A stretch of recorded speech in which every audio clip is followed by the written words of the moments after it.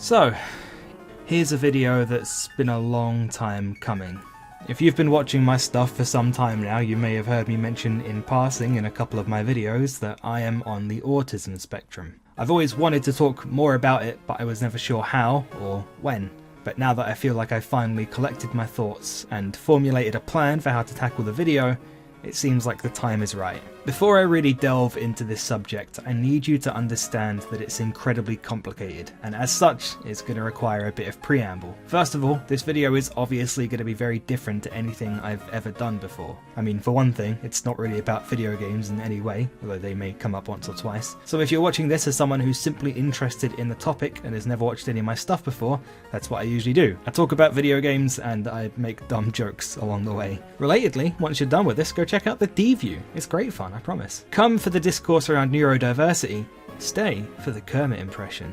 As far as visual stimuli goes, it's hard to know exactly what to show on screen, considering what my channel is in relation to the topic at hand, so I think it's fitting to just show some general footage of games that were really important to me growing up and during my childhood, so you can focus on what I'm saying, because that's obviously more important. This video might have a bit of a podcast kind of vibe to it, so feel free to just slap it on in the background while you're doing something else. It goes without saying that in just about every way, this is going to be a lot more stripped back than what I usually do. I'm going to be comparatively pretty serious here, and any jokes that slide their way in will be happy little accidents that popped up during script writing. Frankly, this is a pretty scary video to make.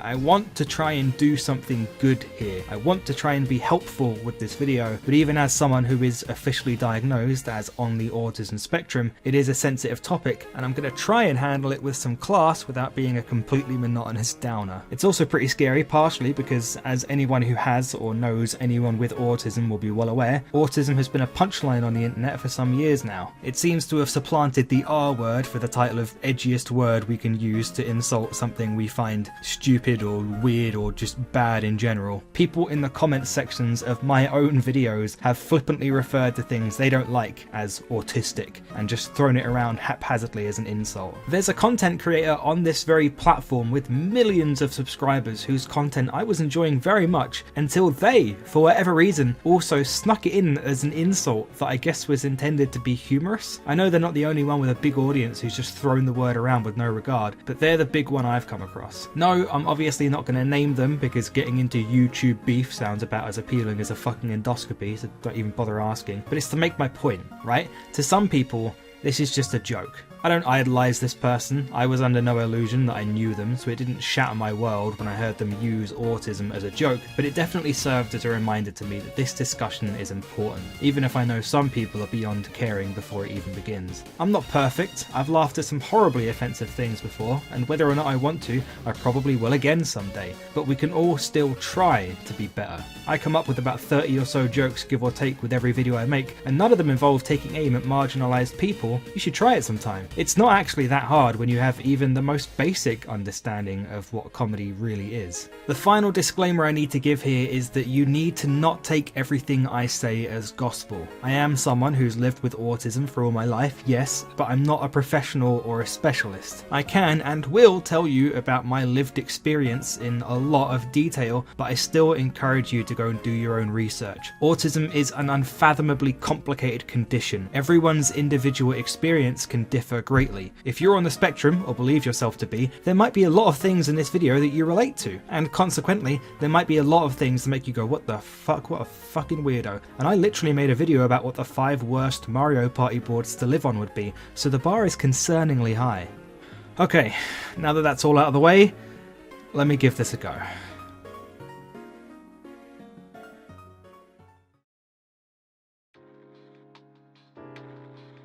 So, what is autism? Oh god, the problems have already started. See, I've lived with autism for over 20 years, or at least I'm pretty sure I have. I don't think I caught it, and I still don't think I could definitively answer that question for you, and in my experience, nor can many of the specialists or professionals dedicated to the condition, because as I say, it's complicated, unbelievably complicated, and our understanding of it is constantly changing. When I was younger, I knew autism to be considered its own separate condition, as was Asperger's. Someone could have autism or have Asperger's, and that would be it. However, in 2013, they were somewhat folded together. The American American Psychiatric Association, or APA, released the DSM-5, DSM standing for Diagnostic and Statistical Manual of Mental Disorders. The DSM-5 was obviously the fifth iteration of what is effectively the handbook used by healthcare professionals as a guide for diagnosing mental disorders. As of the DSM-5, instead of diagnosing autism and Asperger's separately, you now have the autism spectrum, which also contains another condition known as PDD-NOS, which I know next to nothing about and can't really speak on, and I think it would be pretty irresponsible if I tried to. All of these conditions fall under the umbrella term of autism spectrum disorder, or ASD. From 2013 onwards, if you have any of these things, you are diagnosed as autistic.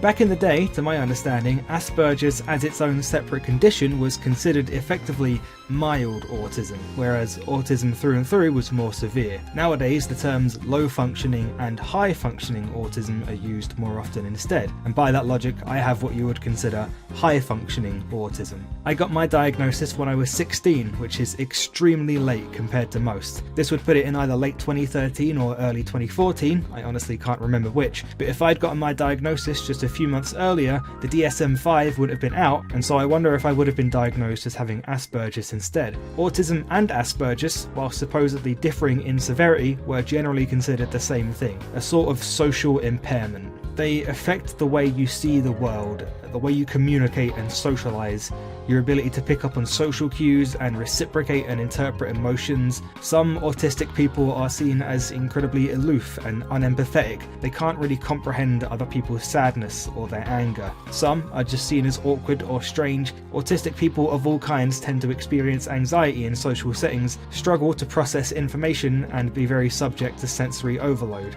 As a high-functioning autistic, I have experienced most of these things and still experience some of them today, but I am capable of functioning by myself. I cook for myself, I take care of hygiene, I keep track of finances, so on and so forth. I needed help with this stuff for longer than most, but I've been able to learn how to function independently. Low-functioning autism is considered the more severe version. Take everything I just mentioned and turn it up a notch. I have limited experience with people with low-functioning autism myself, but I know some people who have more, and generally I hear the same things. It's what you hear about high-functioning autism, but more extreme. Generally, those with low-functioning autism need help all their lives. They can struggle to emote whatsoever, and their inability to perceive their surroundings can lead to them hurting themselves. I need to be clear, I'm speaking very generally here, and I don't mean to speak for all people with all kinds of autism. As hard as my condition has made my life, it would be disingenuous to pretend that I'm not incredibly privileged when compared to someone with low-functioning autism, and I can't give you a first-hand account of their experience because it's very different. Something else I can't really give you a definitive answer on is why the distinctions between Asperger's, autism, and PDD-NOS were done away with in the DSM-5. None of the specialists I saw ever really spoke about it with me. From research, I've been given a general idea that the term autism spectrum disorder was coined largely because there weren't any consistent biological features that differentiate autism and Asperger's, and because it made diagnosing people easier, thus giving more people access to related support. However, much with most of the facts I'm trying to give you here, you need to take this with a pinch of salt. Hopefully the complicated nature of this condition is becoming clear, and information about it is constantly changing. I've read very few books cover to cover in my life, but books about autism are some of the few I have. Nowadays, it feels like almost everything I learned from them is outdated, and it's pretty exhausting. In 2019, the World Health Organization reported that 1 in every 160 children have autism spectrum disorder. Autism Society cites via the CDC that 1% of the world population have autism spectrum disorder, and that the prevalence of the condition increased by 6 to 15% every year from 2002 to 2010. It's supposedly the fastest growing developmental disability. All of this to say, it's a lot more common than you might think, and it's only getting more common every year as our screening and testing are improving and we're able to give more accurate diagnoses. The numbers are going to keep going up. Autism spectrum disorder is estimated to be about 4 times more prevalent in boys than it is in girls, and girls who do have it generally show less immediately noticeable symptoms and are supposedly naturally more likely to mask said symptoms. This obviously makes it much harder to diagnose. And as if things weren't labyrinthine enough already, there is one final complication. related conditions. There are numerous other social conditions like ADHD, OCD, bipolar disorder, and many others that are not on the autism spectrum per se, but share many commonalities with the conditions on the spectrum. Depression and anxiety are things often shared between people with autism and people with bipolar disorder. Obsessiveness is obviously a key factor in OCD that people with ASD often also suffer with. Trouble maintaining attention is shared between those with ADHD and those with autism spectrum disorder. The list goes on. When you have one social condition like this, you are extremely likely to have, or at least show, symptoms of one or countless others. It often functions like a chain reaction. It's really uncommon to just have one. One can often set off many others. There's an undeniable overlap between autism spectrum disorder and these related conditions. To even further complicate things, ADHD, or attention deficit hyperactivity disorder, used to also be known in some cases as ADD, or just attention deficit disorder. I've spent a lot of my life thinking that I had a lot of symptoms of ADD, only to just recently learn that ADD is apparently an outdated term that isn't used anymore, as there's no meaningful differentiation to be had, and thus everything that I thought constituted ADD has now simply merged into ADHD, which is a related condition to autism spectrum disorder, which used to be considered multiple separate disorders. Hopefully I've made my point about how fucking complicated this all is enough times now. These related conditions can obviously cause a lot of confusion when it comes to getting diagnosed, and I wonder if years down the line, when the DSM-6 is released, these conditions such as OCD, ADHD, bipolar and the like will also officially be folded into the autism spectrum. I'm gonna link some sources and generally helpful reading material in the description. A lot of this stuff I found really helpful for the making of this video. With how much facts are changing, it's very possible that I've messed up at least something in this fact-heavy section, so keep an eye on the pinned comment as I'm going to be updating it with any necessary corrections to the best of my ability for the foreseeable future. Again, as always, I encourage you to do your own research above all else and have a good read of some of these sources if you're interested. One last little warning in particular about the organisation Autism Speaks, by the way. They're not completely full of shit, and some of the things they say are very much in line with what other reputable sources say, but for numerous reasons they have a very spotty track record. I'm going to link a video by the channel Illuminati on some of their transgressions in the description. I'd recommend going to other sources before them, and if you do end up on their site, just take what you're reading with a pinch of salt if it's not backed up by others.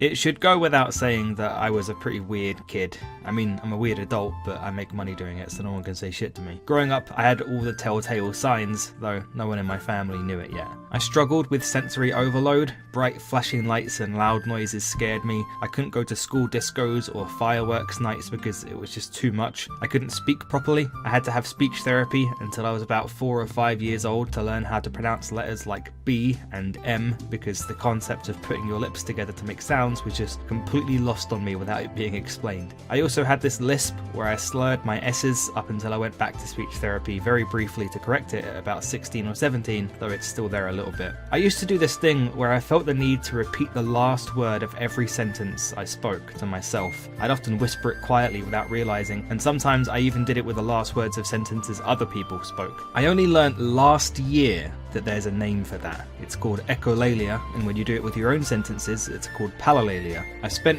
pretty much my entire life thinking I was just a freak for this, but finding out that it was actually a thing kind of blew my mind. A lot of these things are the kind of thing you do as a kid, but as you get older, you learn to grow out of them. I obviously don't repeat the last word of every sentence anymore, and because I had to actively work harder at learning how to speak, I think it's made me at least a bit more articulate than the average person. I can deal with most loud noises and flashing lights, though I do still get a bit of sensory overload. I am particularly vulnerable to jump scares in movies. I can't deal with that shit. And pufferfish? Forget about it. That's jump scare the fish. Fuck that. Don't like them. Thing is, you might be able to shake off a lot of these eccentricities just from growing up and becoming more self-aware, but all the small things are always gonna be there. My mum was often completely confounded by my inability to comprehend instructions. Unless I was given extremely specific and detailed instructions, I could almost never complete just about any task. I couldn't use any household appliances. I was terrible at finding things, even if I was told exactly where they were, which drove her nuts sometimes, and my organisational skills were practically non-existent. I needed help getting ready for school, help tidying my room, you know. I still suck at finding things, and I truly don't know why. I swear it feels like everyone else just gets lucky when they look for something I can't find. I thought I'd improve at this over time, but apparently not. It took me a long time to get a grasp of these things that are just second nature for other people. I learned how to cook much later than other people, how to use a dishwasher. I only really got a grasp of how to operate the washing machine a couple years ago after having it previously explained to me dozens of times, and even then I still find ways to mess it up to this day. School, as you can imagine, was rough. Not super early on, as we're all little kids and everyone's a bit odd, but as I got older I started to kind of separate myself from the pack in terms of weirdness. Strangely, I was abnormally good academically. I was just consistently, naturally better at maths and English than 90% of the rest of my classes, and the only ones who were better than me were the ones with the really strict parents who made them revise religiously. With English in particular, language and words just kind of made sense to me, and despite my speech impediments, I often had people remarking on how well spoken I was my age. It was the menial things where I was different. My handwriting was barely legible, and my hand would start to really hurt after writing for any extended period of time. Apparently I held my pencil weird and had to get a special grip attachment for it, which I'm aware makes it sound like some kind of submachine gun, but if I didn't have this grip, I'd work marks and calluses into the side of my finger with the way I wrote, and I just didn't have the hand-eye coordination to write holding it any other way. I was extremely hyperactive. I didn't know how to sit still. I still don't today. I'm always bobbing a leg up and down or tapping something with my fingers. I was one of the loudest kids in class. I talked the most. I'd raise my hand the most. I was all over the place during lunch. I also struggled to maintain attention for extended periods of time, both in class and in almost any conversation. I'd just zone out and start thinking about other things, and my teachers clearly noticed a lot of these little eccentricities. It's only in retrospect that I realise a lot of the little microaggressions that I endured. I have a very specific memory of being tasked with handing out scissors for whatever reason to the rest of the class, and I guess I took a very weird roundabout route. I was doing it pretty slowly. Again, I think my hand-eye coordination was failing me, and I distinctly remember my teacher saying to me at the time, quote, "You're not very good at doing that, are you, Bradley?" Which, now that I think about it, is like, why the fuck would you say that to a kid, right?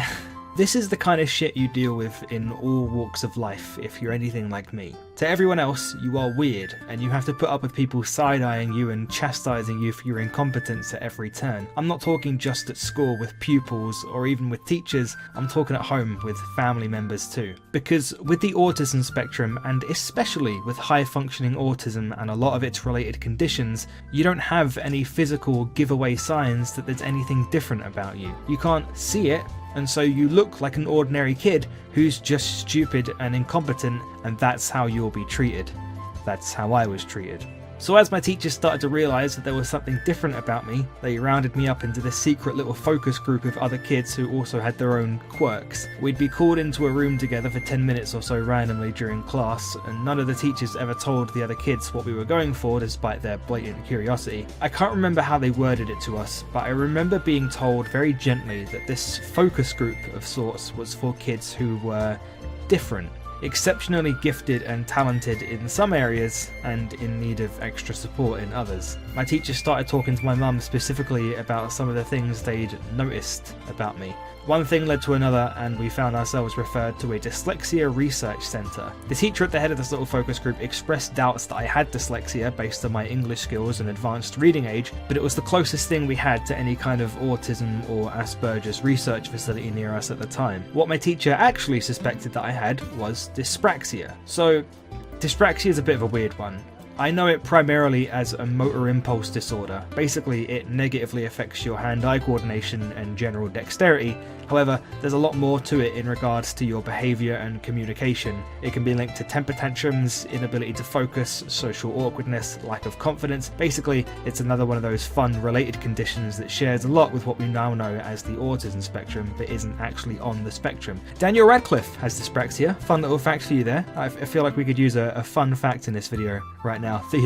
The fun fact to unfun fact ratio is looking a bit skewed so far, isn't it? So I went to this research facility and was assessed. They had me reading and writing and just talked to me a lot. And eventually the woman there concluded that I had hyperlexia. The way she told us, it was like she was talking about fucking Superman. She was like, "It's not dyspraxia, it's not dyslexia, it's hyperlexia." And me and my mum were just kind of like, Okay.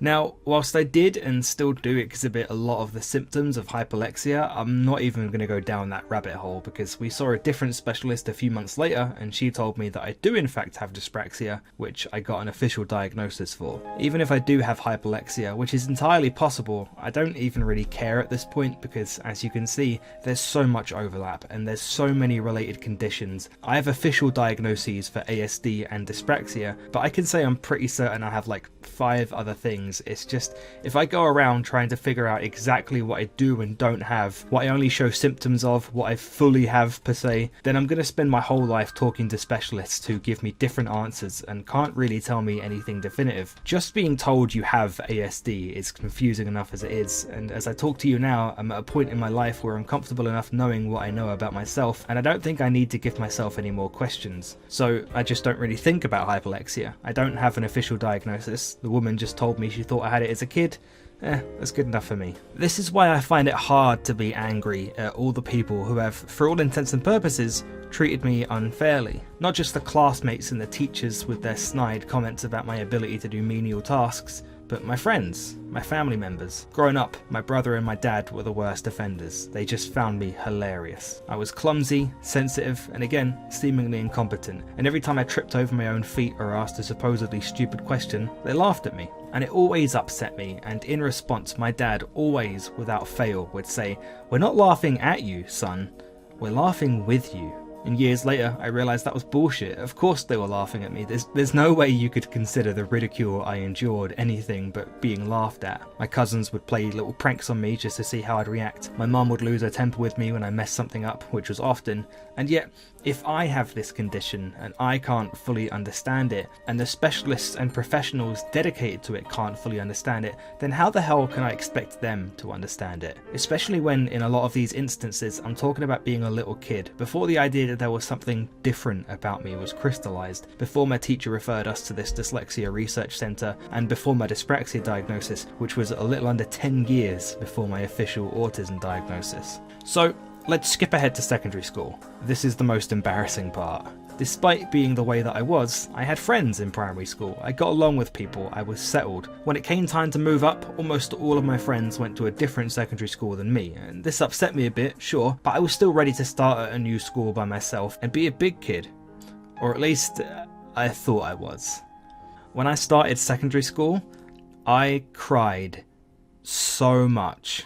I literally became infamous for it. I would cry all the way through all of my classes to the point where I actively became a distraction to the lesson and would often have to be removed. The kids obviously found me wildly entertaining. I was judged, I was a laughing stock. The worst part was, I couldn't really tell you why this was. Sure, I was upset that I didn't know anyone there and that my friends were somewhere else, but this still felt like an overreaction. I'd often make myself ill and have to go to the toilets to throw up. I'd refuse to go to school and do anything to get out of it. My mum had to come into the school and talk to the teachers to try and do something, anything about it. I didn't realise it at the time, but what I was experiencing here, in its rawest form, was anxiety.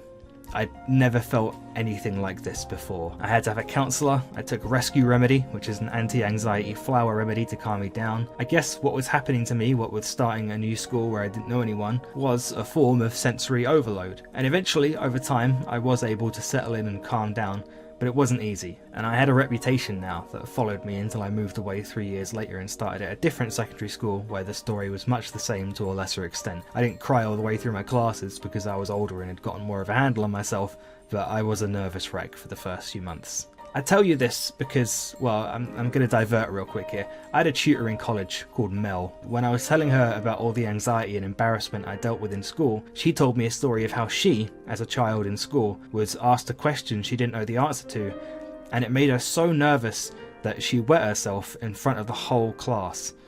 It's embarrassing, right? And I couldn't believe that someone of this status, a college tutor, was telling me a story this embarrassing. But it made me feel so much better. It was like she'd lifted a whole weight off my shoulders. Obviously, I don't have that same status. I don't expect you to be like, whoa, the guy who made that Pokemon vs. a Billion Lions video cried all the way through school. I feel much better now. But if you've had an experience anything like me, I hope sharing this with you has helped make you feel at least a bit better. Now, I could talk a lot more about growing up in school and whatnot, but if I did, we'd be here all day. I think you get a pretty good picture of what it was like from what I've explained so far. So instead, I want to talk a bit about what it's like to have autism now, in my early 20s. There are three pillars, if you will, of my autistic young adult experience, and they're not going to sound particularly optimistic, so I apologise in advance. They are identity, paranoia, and guilt. Let's start with identity. I don't mean to question the healthcare professionals, I don't think I know better than them, but I will say the choice to fold numerous conditions into the autism spectrum as we now know it, especially when you consider all those related conditions that overlap with it, has been a huge point of confusion for me in my life. Because when you're told that you are on the autism spectrum, what you're being told is that you have or may have any number of conditions or exhibit any varying number of symptoms of these numerous conditions, and you're not going to be able to get anything more concrete than that. And what does that mean? Do I have Asperger's? Do I have autism? Do I show symptoms of ADHD, OCD, schizophrenia? How many symptoms? Could you say I just have these things? When you're told that you are on the autism spectrum or that you have autism spectrum disorder, what does that even mean? Well, a lot of it you're just going to have to figure out yourself. Self-diagnosing is very unhealthy and also very unhelpful to the cause of people actually diagnosed with conditions, so I don't like to definitively say that I have anything I'm not officially diagnosed with, and nor should you. But from my lived experience, I'm 95% confident that I have ADHD. I have so many of the common symptoms, it would just make so many things in my life retroactively make sense. But even then, what if I do just have symptoms of it due to being on the spectrum that so overlaps with it? What if I just have it outright? How would I be able to tell? Does it even matter? It's like the same thing I said earlier with hyperlexia. I think I have it, and I think that's just going to have to be enough for me, because so many of the specialists on this spectrum are going to have different answers, and I can't waste my whole life chasing after these answers. I think the idea of calling it the autism spectrum was to stop these questions. Instead of constantly pondering over what you do and don't have, you were supposed to just be able to say to yourself, I am on the autism spectrum, and be comfortable with that. That should end the questions. But it hasn't for me. We are very eccentric people by nature. Of course we're going to question these things. And so living with autism is constantly questioning yourself and grappling with your sense of identity. I used to constantly ask myself what I would be like if I didn't have autism. I know that's probably not healthy, but I couldn't help it. And furthermore, because you're told that you belong on this wildly complicated spectrum with so many different variables and conditions, you constantly ask yourself, how much of the things I do are really me, and how much of it is the autism? Like I say, what would I be like without it? I'll give you an example. I have an extremely fucked up sleep schedule. It's why I have Nocturnal Fudj as my Twitter handle and my Twitch username and all this other stuff. The hours I'm asleep and awake can change pretty much every day, but I seem naturally predisposed to being asleep all day and awake all through the night. I genuinely feel the most energized and motivated to be productive at night, and I have no energy during the day. Strange sleeping patterns and insomnia are a common occurrence for people on the autism spectrum. So, are my sleeping troubles because of that? Or do I have delayed sleep phase syndrome or some other kind of sleeping disorder? Is something out of whack with my circadian rhythm? I don't know, and I don't think I ever will. And these are the kinds of questions you will ask yourself on a near daily basis if you are autistic. For the longest time, I just didn't know who I was. I had no sense of self. If someone asked me to describe myself to them, I genuinely don't think I could, because all my life I'd been told that I was bizarre, and in an attempt to be less bizarre, I'd become this weird half measure who still couldn't tell you what conditions he had, how many symptoms he had of them, and exactly to what extent they affected his personality. And nowadays, I am finally comfortable with who I am. In fact, I'd say I'm really quite happy with the person I am today. I'm really proud of myself and how far I've come from being this scared kid who didn't really understand himself, but it didn't happen overnight. It took so much introspection, so many exhaustive analyses of every social encounter I've had, so many sleepless nights, and so many questions. I like to believe that the extra effort I've had to put in to come to this understanding has made me a far more emotionally intelligent person than most, but fuck man, it'd be nice to just coast and not even have to think about these things like so many others. Which brings me to paranoia. Remember what I said earlier about how there aren't any physical signs that there's anything different about you, and so people just assume that you're a dumb kid? Well, What if you spend your whole life working on your little quirks, coming to a better understanding of yourself, becoming a much more well-rounded person who's better equipped to deal with having autism, and then, as a direct result, people stop believing you? And even if they don't say that, you can feel it, or at least you think you can. Everything about the way this person looks at you and speaks to you, yeah, they think you're putting this all on for sympathy. This has happened to me a frankly disturbing amount of times. It's like you get punished for growing up and putting in the effort. Because no matter how hard you try to suppress these things about yourself, they will always show through every so often in one way or another. And when they do, and you try to explain yourself, well, you seem ordinary enough in every other way, so you must be making it up. Again, these are these little microaggressions you'll be living with. In your head, you're thinking about how badly you want to show people that you're not making it up. You're thinking if there's a way you can show them the diagnosis, you wouldn't have to put up with this, but maybe they don't doubt you at all, and you're just reading into it too much. I've had people, a family member in fact, outright tell me that they think I'm leaning on it so that people will go easy on me, but not everyone's like that. It's just hard to tell who. So, again, you'll be asking yourself more questions. Finally, there's the matter of guilt. I told this story in the 25k subscriber special video a while ago, so I won't go too in depth to avoid repeating myself too much, but the first ever job I had was at a mail sorting office, and the moment I arrived there on my first day, I felt like something was wrong. All these intrusive thoughts started to creep in, like, is this the rest of my life? I have to do this shit every day, 5 days a week? It started to feel exactly like I felt at secondary school again. And I'm not proud to admit this at all, but I lasted 2 hours. I walked out after that. It was winter, so it was pitch black outside, and I just went outside and sat down on this field nearby for a while, thinking about what a fuck up I was. I was so frustrated with myself. So many other people do this stuff. So many other people hold down regular jobs. Why the fuck can't I? What's so wrong with me? I got back home, obviously much earlier than I was expected to be home, and explained it to my mum. And since I got my diagnosis, she had tried so hard to be understanding. She had read just as many, if not more, books about autism than me. She had expressed regret for the way she used to lose her temper at me when I was a kid. She had generally been more patient with me, but after this, I could tell that even she was at the end of her rope. She wasn't angry, but she was exasperated. She just couldn't understand it. My brother, who worked 9 to 5 at a restaurant, judged me and apparently complained about me behind my back. Not even any of my friends could really understand this. They tried to be polite about it, but I could tell they thought I was being ridiculous as well. I just didn't have anyone I could confide in. Guilt doesn't even begin to describe it, because this isn't the first time I'd done something like this, you know? I freaked out when I started school, I freaked out during school, I freaked out around fucking bright lights and loud noises, and now this? I had disappointed my parents and my family, there was no way around that, and my friends just didn't get it at all.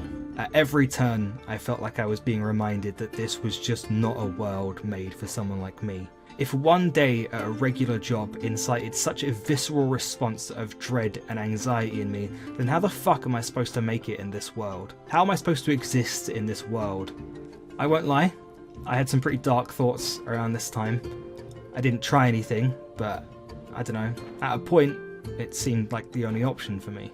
This has been my experience as a young adult with autism. Gone are the more physical aspects like the speech therapy and the writing grip, replaced with mental aspects like anxiety and depression. But it's not the whole experience. I've made a hell of a lot of strides in learning how to live with it, and dare I say I've learned how to use it to my advantage. And when I do, it's incredibly fulfilling. I'm aware that over the course of this video, I may have made autism seem like the worst thing on planet Earth, but it's not. I tell you the grisliest parts of my experience so that if you've seen similar lows, maybe you can confide in a video like this. But what I really want you to take away from this is what I say next.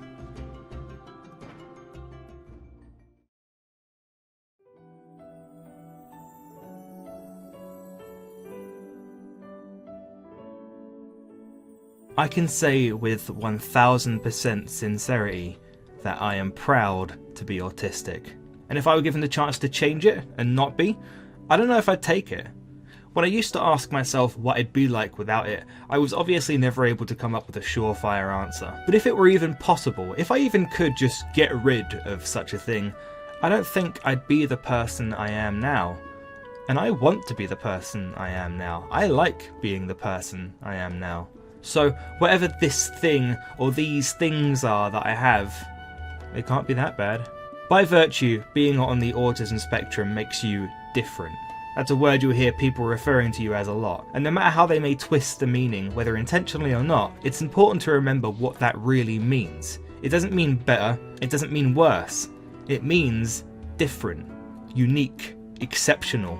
On one hand, autism hurts. It's going to make your life harder through no fault of your own, and that's not fair. But as I mentioned earlier, it's a different way of seeing things and understanding the world. And when you're growing up, you'll be taught that that way is wrong and incorrect, because it's not compatible with the way the rest of the world operates. And in some areas, the things you do and the way you behave will be better off changed, and you'll be glad you were taught this, but you also risk losing sight of that intangible. If you are autistic, you are born with a unique perspective on the world, and you're not getting rid of that perspective anytime soon, so you might as well use it. I know a few people on the autism spectrum, and all of them are insanely good at maybe one but usually multiple things. Those things are rarely ever socialising, they're usually in the arts. And I don't use the word talented because I think talent is a wildly overstated concept nowadays. Some of them are talented, sure, but more so than that, I think their unique perspective breathes life into the things they create. They're so different. The way they look at things, analyse and approach gives the things they make inherent value. I just don't think anyone else could do it like them. I can't speak for everyone. If you can't see things my way, that's fine. You don't have to. These are complicated matters we're talking about here. I'm just offering you my perspective as someone who's been through the ringer in the hopes that it might be of some help. I truly believe that all these quirks and oddities that are used to demean us can be turned to our advantage and used to make us much better than anyone else would give us credit for. I used my own clumsiness as material during my brief stand-up stint. I lean into my eccentricities in my own videos, as I'm sure you're well aware. Some of the experiences I've had certainly make for more interesting stories than, I don't know, falling out of a tree or something, eh? Being autistic is being different, and there is huge potential in that. And if you can't recognise those things about you that make you special, and I mean special, not special, then I think you might be robbing the world of a great artist, or a great thinker, or just a great contributor in general. I've lived with this condition. If you're on the autism spectrum, I don't need to have met you to say that I think you have potential to do great things, and I know that sounds cheesy, but I mean it. You might not think you have anything to contribute, but you do. I'd always thought that I had something to offer to this world, but for just a while, when I sat outside that sorting office on that field in the dead of night, I started to believe that whatever it was, I'd never get to show it. And look at me now. I'm a YouTube gamer, oh my god. We have a place in this world, but it's not the same as most others. It's going to be harder to find. It's not going to pop out in front of you. You're going to have to go looking for it. Your route to being able to exist in this world in peace will be unconventional. In fact, I think it kind of has to be. And again, that's not fair. But if the relative peace I've found myself in lately, despite everything I've dealt with, is any indication, coming out on the other side might just make it worth it. I don't just do YouTube because it's the only thing I can do, I also do it because it's something I've found that I'm genuinely passionate about and that I enjoy, because I like making people laugh and entertaining people, and because I think this is the best place to do it in the exact way that I want. It's cool that I have that. I'm not going to do it all my life, God knows there's so much more I want to do beyond this, but for now, I'm settled, and it's so cool that I get to do this. You have something like that too, even if you don't see it right now. And you don't have to see it today, or tomorrow, or even next year. Just keep that thought in mind, and take it at your own pace. Take all the help you can get because the game is rigged against you. Fuck it, cheat the system if you have to. I'm sure you know what I'm talking about. Because it isn't the same place as everyone else, finding where you belong isn't going to be easy. But nothing worth doing ever is. Autism is not an excuse. You are still responsible for the things you say and do. It's not a free pass. You can still hurt people and you can still be in the wrong. It's also not entirely bad, nor is it good. It shouldn't consume your whole identity. It shouldn't be something that defines you. It should just be another part of you. It can help you, and it will hurt you sometimes too, but so does every part of you. World Autism Awareness Day is on April 2nd, and all I ask when that day comes is that maybe you think about this video, maybe you show it to someone who you think it could help, but more importantly, you just think about the people who have it and just how much harder they have to try.